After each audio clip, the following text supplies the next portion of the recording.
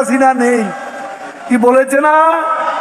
শেখ হাসিনা তো বসে আছে, ওই যে বসে আছেন ঢাকার স্মরণকালের সর্ববৃহৎ জনসভার মঞ্চ আলোকিত করে বঙ্গবন্ধুর কন্যা বসে আছেন আগামী দিনের বিজয়ের মহাবার্তা নিয়ে।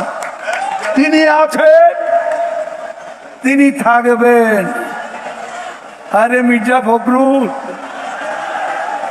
আরে টেলিভিশনে দেখলাম খালি দৌড়াচ্ছে, কেউ কেউ টেনে ধরে হরতাল ঘোষণার জন্য। প্রথমে অর্থ দিবস বলে নিচে নেমে গেছে, সেখান থেকে আবার ক্যাডাররা তারে উপরে তুলে আনছে। তখন মাইকও নাই, হ্যান্ড মাইকে বলে পূর্ণ দিবস হরতাল, তারপর দৌড় রে দৌড়। ওই যে এই ঢাকা বিদ্যুৎ আর পানির দাবিতে মনে আছে সালাউদ্দিনের দৌড়, এই দৌড়। ওদিন বলেছে আমরা নাকি অলিগলি পাবো না, পালাবার পথ পাবো না। এখন কার পালাবার পথ নেই? আমির খসরু কোথা? দুদিন পরে পাওয়া গেল, দুদিন পরে পাওয়া গেল। গয়েশ্বর বাবু ডিবি অফিসে গিয়ে কোরাল মাছ খাইলেন, ভালো তো। গয়েশ্বর বাবু কই?